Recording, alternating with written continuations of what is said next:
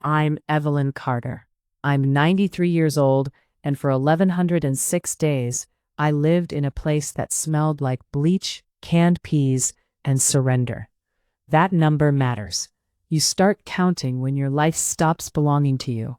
First the days, then the hours, then smaller things, because smaller things are all you still control. I counted ceiling tiles, I counted pills, I counted how many seconds it took the night nurse to answer my call button when my arthritis locked my hands so badly I couldn't open the bathroom door. 38 seconds on good nights, 2 minutes and 14 seconds on bad ones. You count because counting proves your mind still works. And when you are old, people watch your mind like they are waiting for it to fail. I was not supposed to leave that place alive. Most people didn't. That sounds cruel, but you should know the truth before I tell you the rest. Nursing homes are built like airports for the dying. Some people stay longer than expected, some shorter, but almost everybody is waiting for a departure nobody wants to discuss directly. They call it care. They call it safety. They call it the best option, but if you sit quietly in one of those hallways at 5:30 in the morning, before the televisions turn on and before the medication carts start rattling across the floor, you can feel it in the silence. A building full of people trying not to disappear before their bodies do. I did not think my children would send me there. That is the part people misunderstand when they hear stories like mine. They imagine bad families, cold children, greedy relatives trying to get rid of an inconvenience. But love and betrayal can live in the same house. Sometimes they sit at the same dinner table. My son Michael cried the day he moved me in. Actually cried. His hands shook while he carried my suitcase into room 214. Navy blue suitcase, broken zipper on the side, the same one Harold and I used on our trip to Maine in 1987. Michael kept saying, "Mom, this is temporary. Just until we know you're safe." And my daughter Susan stood beside the window nodding too quickly, like people do when they're trying to convince themselves of something they already feel guilty about. I remember every detail of that afternoon because your body records moments like injuries. The room had one narrow bed pushed against a wall painted the color of old teeth. There was a fake plant on the dresser, fake lavender, dust sitting on the plastic leaves. Somebody had opened the window before we arrived, probably to air the room out after the last resident died. I knew someone had died there immediately. Old people recognize death faster than young people do because by 93, death has introduced itself often enough that you stop mistaking it for something else. Susan brought framed photographs from my house. Harold holding a trout beside Miller's Lake. Michael at his college graduation. Susan on her wedding day. My grandson Oliver wearing a pirate costume at 6 years old, with one front tooth missing. She arranged those photographs on the dresser carefully, almost lovingly, and I remember thinking how strange it was that she could decorate the cage she was leaving me inside. The strange thing is, I almost understood why they did it. That's what makes this story dangerous. If your children scream at you, abandon you, steal from you, people recognize the cruelty immediately. But when they sit you down gently at your own kitchen table with brochures and worried faces and words like safety and quality care, even you start wondering if surrender is the responsible thing to do. 3 months before they moved me, I fell, carrying laundry downstairs. Not a traumatic fall, no shattered hip, no ambulance lights. I slipped halfway down the staircase and bruised my shoulder badly enough that Michael drove me to urgent care. But something changed after that. Not in my body, in their eyes. They started studying me. That is the beginning of losing your freedom when you're old. People begin observing you instead of seeing you. Susan checked expiration dates in my refrigerator. Michael installed brighter light bulbs without asking.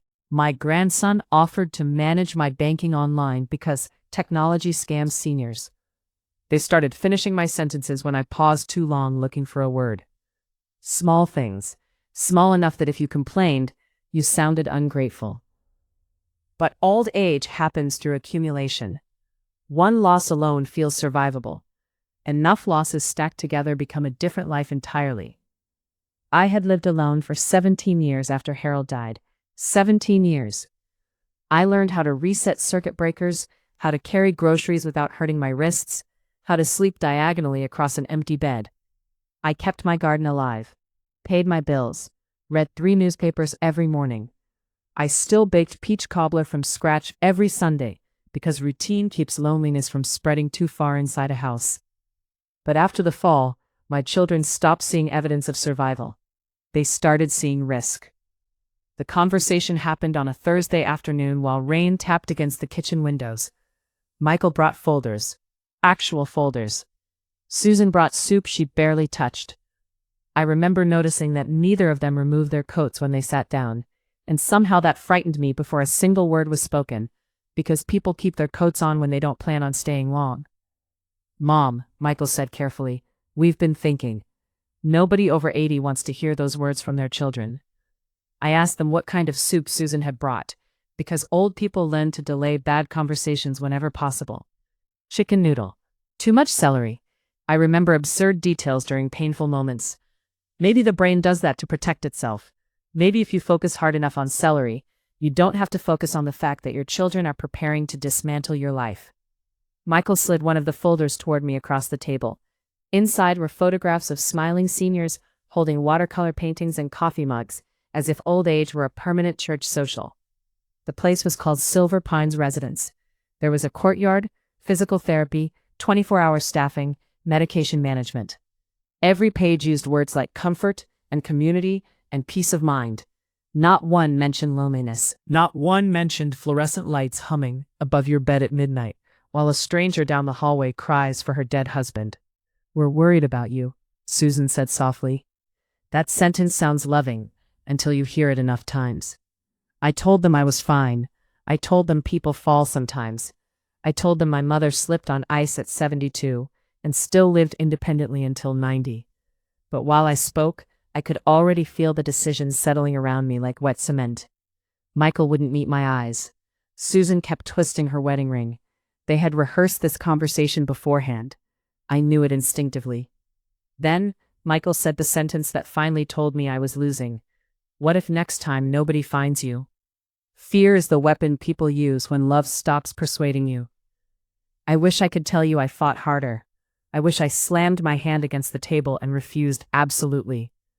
But the truth is more humiliating. Part of me became tired. Tired of proving I could still exist without supervision. Tired of every conversation turning into an evaluation. Tired of seeing panic flash across Susan's face whenever I forgot where I left my reading glasses. Aging slowly transforms your independence into a courtroom trial where everyone else presents evidence against you. So I negotiated instead. I said maybe temporarily, maybe for rehabilitation, maybe until everyone calmed down. I clung to the word temporary, the way drowning people cling to floating wood. Michael nodded too quickly. Susan cried with relief. And just like that, the future changed shape before my eyes. The next month disappeared into logistics. My children moved through my house, attaching colored stickers to furniture. Red stickers for storage, blue stickers for donation, green stickers for items I could bring. I watched strangers carry boxes through the front door, while Susan kept saying things like, "We're simplifying everything for you, Mom." Simplifying. Such a gentle word for erasing a life. They sold Harold's workshop tools first. Men I'd never met walked through the garage picking up pieces of my marriage with oil-stained hands while discussing prices. One of them bought Harold's fishing rods for $40. $40 for 30 years of Saturday mornings. I went upstairs halfway through because grief becomes unbearable when it sounds casual. That night I opened Harold's closet and buried my face against his old winter coat. It still smelled faintly like cedar and aftershave. I stood there for almost 20 minutes crying silently into wool sleeves, while downstairs my daughter wrapped dishes in newspaper. Nobody tells you this part either. When people prepare an old person for institutional care, they call it downsizing, streamlining, transitioning. But it feels less like moving and more like surviving your own estate sale while still alive enough to watch. The morning they drove me to Silver Pines, Susan bought me a blueberry muffin and coffee. She was trying so hard to make the day feel gentle that it broke my heart more than cruelty would have. Michael drove too slowly. Neither of them turned on the radio. When we arrived, A woman named Patricia greeted us in the lobby, wearing lavender scrubs and a smile polished smooth through repetition. She spoke directly to my children, even while discussing me. She'll adjust beautifully. She'll love the activities. We have wonderful social engagement here. Old people notice when they become grammar instead of people. She'll, her, patient, resident. Not Evelyn. Room 214 had another woman inside already. Gloria, 88 years old. Tiny hands, white curls arranged perfectly every morning until the week she stopped caring. Her side of the room smelled like rose powder and peppermint candies. Mine smelled unfamiliar, which is one of the loneliest smells in the world. Michael unpacked my suitcase while Susan arranged my medications with Patricia. I sat on the edge of the bed holding my purse in my lap because I suddenly felt afraid to put anything down. If I unpacked, maybe the room would become real. Then came the moment I still replay some nights. Michael hugged me goodbye. Not a quick hug, a desperate one. His face pressed against my shoulder, breathing uneven, and quietly enough that Susan couldn't hear. He whispered, "I'm sorry, Mom." That was when I understood this was not temporary. People only apologize for permanent things. After they left, I sat beside the window for 3 hours, pretending to read a magazine while actually watching the parking lot. There is a specific kind of silence after your family drives away from a nursing home. It is heavier than ordinary silence, like the building itself is listening to see whether you will cry.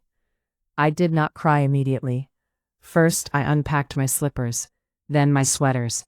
Then, the framed photograph of Harold, standing beside our tomato garden in 1994, smiling with dirt on his jeans. I placed that photograph beside the bed carefully. Only after everything was arranged did I finally sit down and allow myself to understand what had happened. I had not been brought somewhere to recover. I had been relocated. That first night, an aide woke me at 9 o'clock to offer medication I did not normally take until 10:30. Another resident screamed somewhere down the hall around midnight. Gloria snored softly beside the curtain divider. The mattress crackled every time I moved. At 3 in the morning, I realized I could not smell rain, brass, coffee, laundry detergent, or any trace of my old house anymore. Only disinfectant, only recycled air, only the scent of people waiting. The first thing nursing homes steal from you is not freedom, it is privacy. Freedom disappears later, slowly enough that you almost stop noticing it. But privacy vanishes immediately. By the second morning at Silver Pines, 3 different people had seen me half-dressed before breakfast. An aide named Connor opened the bathroom door while I was changing because he thought the room was empty. A nurse checked my blood pressure while I was still in bed without asking whether I was awake enough to speak. Then Patricia entered, holding a clipboard during breakfast, and asked loudly across the dining hall whether I'd had a bowel movement yet. When you are young, humiliation feels sharp, public, temporary. When you are old, humiliation becomes procedural. The dining hall seated 40 residents beneath fluorescent lights that flattened everyone into the same pale exhaustion. Breakfast arrived at 7 sharp every morning. Eggs sweating on trays, oatmeal thick enough to hold shape, weak coffee poured from silver containers that smelled faintly metallic. I had made my own breakfast every day for more than 70 years. Suddenly someone else decided when I ate, what I ate, and how long I had to finish. One morning I asked if I could keep my toast to eat later in my room. The aide smiled apologetically and said, "Facility policy." I remember staring at that piece of toast, thinking how strange it was that by 93 years old, I needed permission to save bread for later. Across from me sat Gloria, a retired piano teacher named Walter, and a woman called June, who repeated the same 3 stories every single day, as if her memory existed inside a loop she could no longer escape. Every morning, she described meeting Frank Sinatra in Las Vegas in 1962. Every afternoon, she forgot she had already told us. Walter listened politely each time. That is another thing nobody prepares you for inside places like Silver Pines. People disappear gradually, while still sitting right beside you. Bodies remain at the table long after pieces of the person have started slipping away. At first, I resisted everything. I kept wearing lipstick every morning, even when nobody visited. I folded my sweaters neatly. I made my bed without assistance. I corrected staff members when they called me sweetie. I timed my own medications against the hallway clock to prove I still understood schedules. Small rebellions matter when your world shrinks. But institutions are patient. They do not break you dramatically. They wear you down through repetition. Wake-up calls, medication lines, identical meals, mandatory activities with names like joyful stretching and memory circle. Every day organized so completely that eventually your own choices begin feeling unnecessary. 3 months after arriving, I realized I had stopped checking the weather. That frightened me more than the fall ever had. At home, weather mattered because life responded to it. Rain meant moving plants under the porch roof. Cold mornings meant extra blankets and tomato soup. Sunlight meant opening windows and hearing children shout somewhere down the block. But inside Silver Pines, weather became decoration beyond glass, meaningless, climate-controlled existence. I began counting more after that. 54 ceiling tiles in the dining room, 12 wheelchairs parked outside physical therapy every afternoon, 14 seconds for hot water to reach the shower on the 3rd floor. I counted because numbers still belonged to me. Then came Eleanor. She moved into Gloria's bed after Gloria died during winter. Notice I said after Gloria died, not after she passed away. Nursing homes teach you bluntness because death becomes logistical there. One week, Gloria complained about overcooked peas. The next week, another woman slept in her bed wearing Gloria's old wardrobe label on the closet door because staff had not removed it yet. That is how quickly people vanish. Eleanor arrived carrying 2 cardboard boxes and a bird cage without a bird inside. 90 years old, former librarian, sharp eyes that miss nothing. The first night she leaned toward me after lights out and whispered, "Do not let them infantilize you." I laughed harder than I had laughed in months. After that, we became friends carefully, the way prisoners probably become friends. Quietly, deliberately. We ate meals together, complained about staff rotations, invented biographies for residents who never received visitors. Eleanor said loneliness inside nursing homes had layers. First, you miss your house. Then your routine. Then eventually you miss being witnessed by people who remember who you were before becoming old. That sentence stayed with me, because she was right. At Silver Pines, everybody knew my medications. Nobody knew the sound of my laugh before Harold died. Nobody knew I once drove 6 hours through a thunderstorm while 8 months pregnant because Michael decided he wanted to arrive early. Nobody there remembered me dancing barefoot in my kitchen at 23 years old while Sam Cooke played on the radio. Institutions preserve bodies while erasing context. One afternoon, Eleanor and I sat near the courtyard, watching a maintenance man sweep dead leaves into piles. She asked me whether I blamed my children. I surprised myself by answering honestly, "No," I said, and that's the hardest part. Because I understood why Michael panicked after my fall. I understood Susan lying awake imagining worst-case scenarios. Love mixed with fear becomes control very quickly. Families convince themselves safety is more important than dignity because danger feels measurable, while loneliness does not. But loneliness can kill pieces of you long before your heart stops. Around my 2nd year at Silver Pines, Walter stopped coming to breakfast. Staff told us he had suffered a stroke during the night. 2 weeks later, his chair contained somebody else. The replacement resident never learned Walter's name. That shook me deeply. A whole human life reduced to an empty chair filled before lunch. After Walter disappeared, I noticed something terrifying happening inside myself. I started forgetting future tense. Not memory problems exactly, something worse. I stopped imagining tomorrow clearly. Days became isolated little rooms with no hallway connecting them. Breakfast, medication, television, dinner, sleep. Repeat. Existing without expectation changes a person. Then one Tuesday afternoon, almost 3 years after my children first drove me there, a volunteer group visited from a local church. Mostly teenagers pretending not to stare at wheelchairs and oxygen tanks. One young woman sat beside me during bingo, holding a clipboard against her chest like armor. She had dark curly hair and nervous eyes. "Do you like it here?" she asked quietly. Such a simple question. Nobody inside Silver Pines had asked me that in years. And before I can stop myself, I answered the truth. "No," I said. "I think people come here to wait for death politely." I left Silver Pines on a Tuesday morning after Eleanor found the paperwork hidden in a notice board folder labeled Activities. She told me this was the window, not freedom, just timing. Susan came without Michael. I walked out slowly, carrying nothing but my photograph of Harold and the knowledge that I was still myself, even after everything they tried to organize away from me, inside those walls. And I finally understood I had returned home.